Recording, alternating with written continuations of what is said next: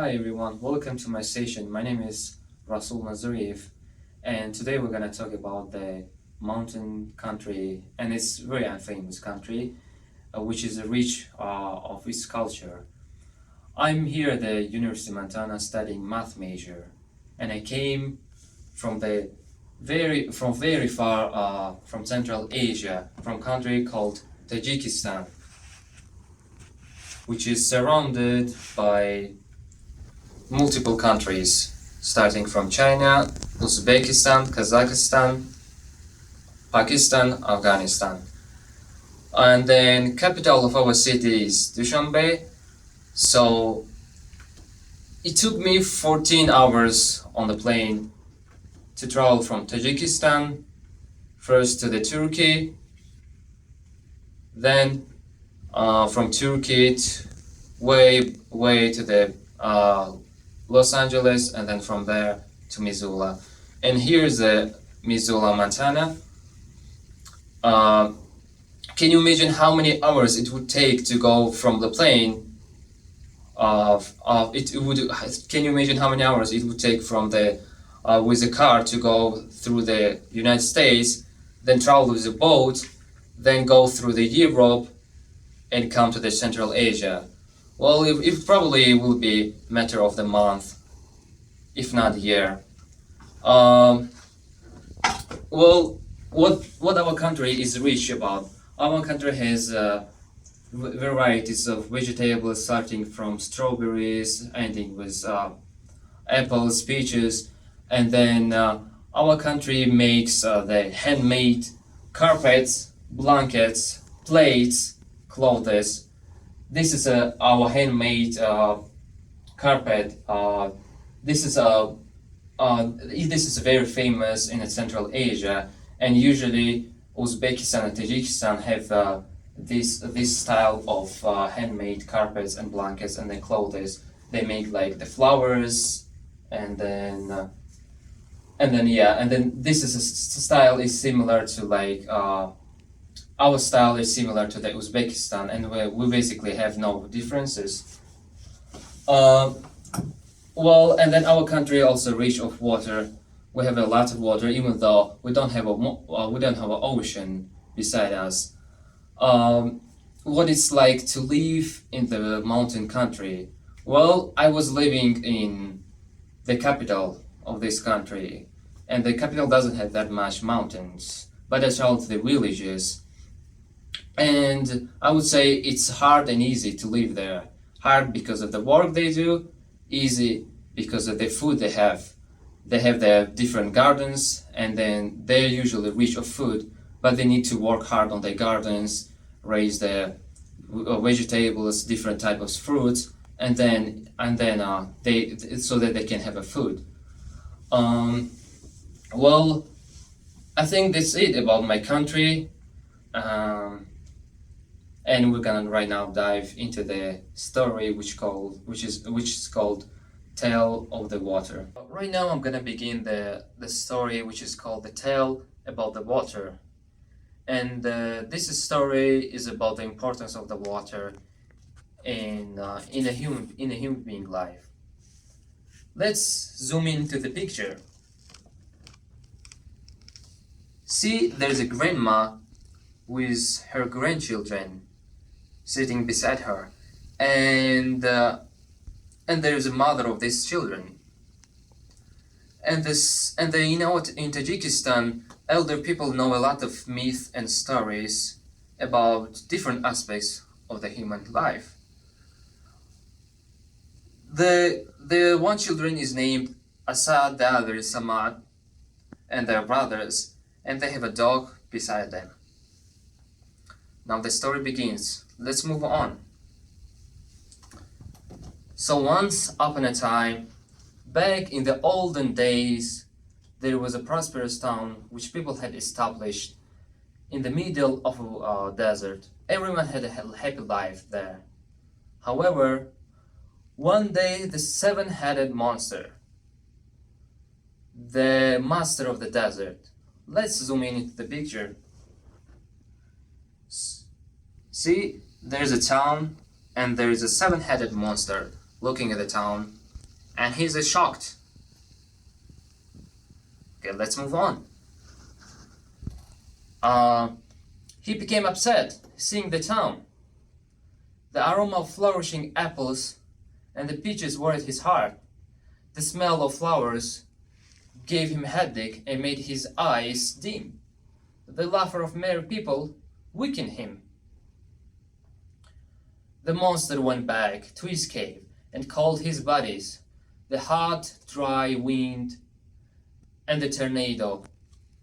The monster ordered them to ruin the town within a few days of straight and whirling winds.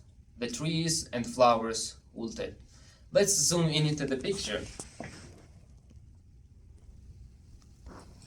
Here's a tornado. The tornado is destroying the trees of apples and peaches. And here's the seven-headed monster. After the tornado,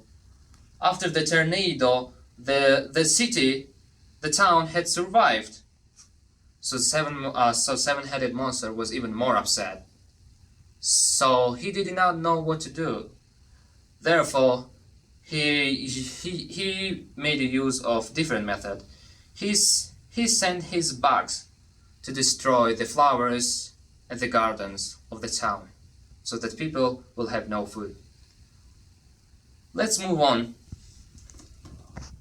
Well, what do you think would happen if a year later monster discovered the town in a good shape again? So no tornado didn't destroy the town. The hot wind of the tornado didn't destroy the town. The bugs of the monster didn't destroy the town. So he became very angry, and he decided to ruin the place himself. He lifted a huge mountain. Let's zoom in into the picture. See the seven-headed monster. He looks very scary, does he? He's lifting a very huge mountain and is trying to destroy the town. Let's move on. So he threw that huge mountain on the town, and a year after though, the seven-headed monster found that the town living beautifully and the mountain had been pushed away. The monster was puzzled. It was hard to believe that people were stronger than him when he was a seven-headed monster, the master of the desert. What could he do? Let's zoom in into the picture. See, seven-headed monster is shocked. He sees that the mountain didn't destroy the town. The mountain was pushed away by people, and the town was rebuilt. Let's move on. So, seven-headed monster decided to ask for some advice, and he had a teacher, and he went to his teacher, who hadn't left his cave for thousands of years. The monster's teacher never left the cave because the sun or the moonlight could kill him. The seven-headed monster entered the cave and greeted the teacher. Let's zoom in into the picture. See the town, the seven-headed monster, and here you cannot see the teacher because the teacher of the seven-headed monster is actually size of mosquito and even more smaller. Okay, let's move on. So then seven-headed monster greeted his teacher saying, "Datah patah cetah, my master," which meant, may the darkness be on your side, my teacher. The teacher listened to the monster's story and laughed. "Your efforts were all in vain," he said. "You could never ruin the town and kill its residents unless you took their soul. And the soul of that place, can you guess what it was? It was water. The story is about water. The soul of that place is water. Just get the water and the town will die. Well, the monster accomplished the mission quickly. He went to the area and blocked the main water stream and settled himself to guard it. Very soon the town was in great trouble. People were thirsty, the trees and plants yellowed, and then whenever people tried to bring the water back, they were killed by the seven-headed monster. Let's see the picture. Let's zoom in into the picture. See, the seven-headed monster is staying beside the 7 heroes of the town. He defeated the 7 heroes of the town, the name of which were Monday, Tuesday, Wednesday, Thursday, Friday, Saturday, and Sunday. And here's the bird. He's suffering from the thirst. Okay, let's move on. One day, a young shepherd, whose name was Odile, came to his mother, saying, "It's my turn to challenge the seven-headed monster." The mother said to him, "Please don't fight the monster. You will get healed." While the son said, "I have to go. It's better to be killed than to die from thirst." So he went to meet the seven-headed monster. On his way, he met a swallow. The swallow asked him where he was going. The boy said, "Well, he's going to kill the monster and release the water." "You're kind man," the swallow said. "Last year you rescued me from a snake. Now it's my turn to help you. Just know that it is not easy to kill the monster unless you know where his soul is." Let's zoom into the picture. Here the young man, Odile, while his mother is begging him to not go to meet seven-headed monster.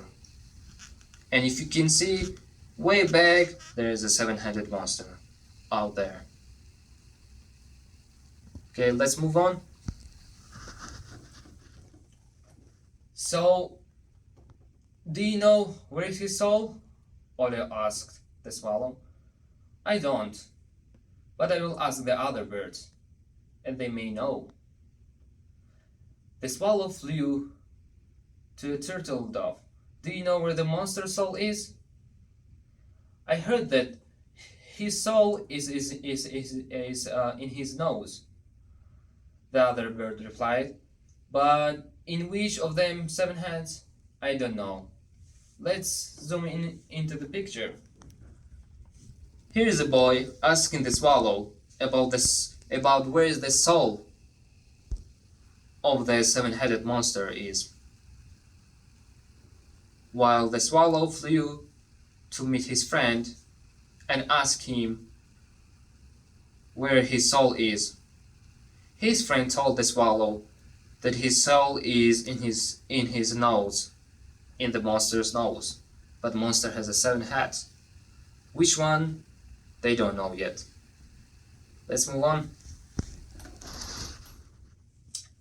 The swallow flew to Partridge and asked, "Do you know where the monster's soul is?" "His soul is within his biggest head.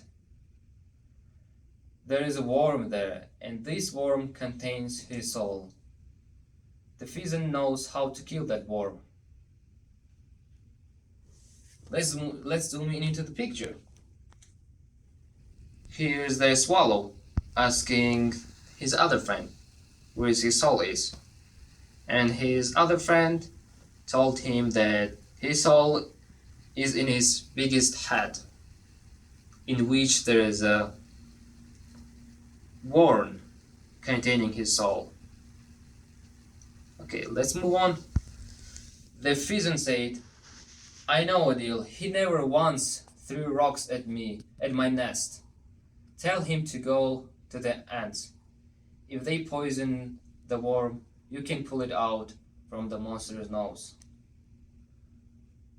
And Odile went to the ants and asked them for help. The ants answered, "Well, we will help you because we owe you. Anytime you had lunch, you left the crumbs near our house. Just find out when the monster sleeps. Ask the turtle. She knows more." Let's zoom in into the picture. Here the pheasant, and here's the Odile asking help for the ants, and the ants are ready to help Odile. Let's move on. Well, Odile went to ask Turtle when the monster sleeps. And the turtle answered, "I will help you," said the turtle. When Odile appeared at her residence, "I remember how you protected me from Hawk. You must respond to kindness with kindness." "Listen and remember," she said. "The monster falls asleep right at noon. His eyes remain open, but he's actually sleeping." Let's zoom in into the picture. Here the turtle, and here the seven-headed monster sleeping at noon. And all seven heads have their eyes open, but the monster actually is sleeping. Let's move on. Odile thanked the turtle and returned to the ants. At night, the ant forces advanced. By morning, they had reached the mountain where the seven-headed monster was lying and sleeping. They hid under the stones. When noon arrived, the ants entered the sleeping monster's nose and poisoned the worm, which was in biggest head of the monster. After the worm grew dizzy, they pulled it out. They left it at Odile's feet. Odile took a big stone and squashed the worm, and the ground started to shake. Lightning struck, and thunder sounded. The seven-headed monster jumped up, screamed, and burned to ashes.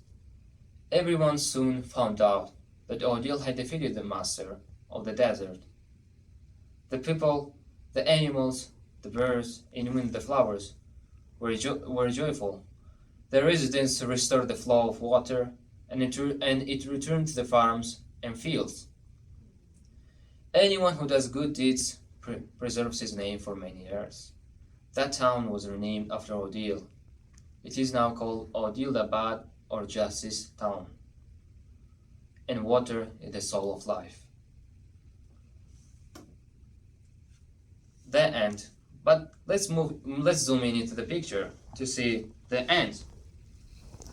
Here the people, here the Odile and the swallow are smiling at each other because they had killed the seven-headed monster, which has burned itself out. Because ants took his soul, which was the worm, in their biggest head, and Odile smashed the worm, and the soul of the monster was gone, and the people had a happy life while water was restored. This is the grandchildren of the grandma. They listened carefully to the story, and now they're feeding their dog. What's the moral of the story? The moral of the story is that if you do the kindness, your kindness will be met one day or another, and the people must respond to kindness with the same kindness or with a greater one. Thank you.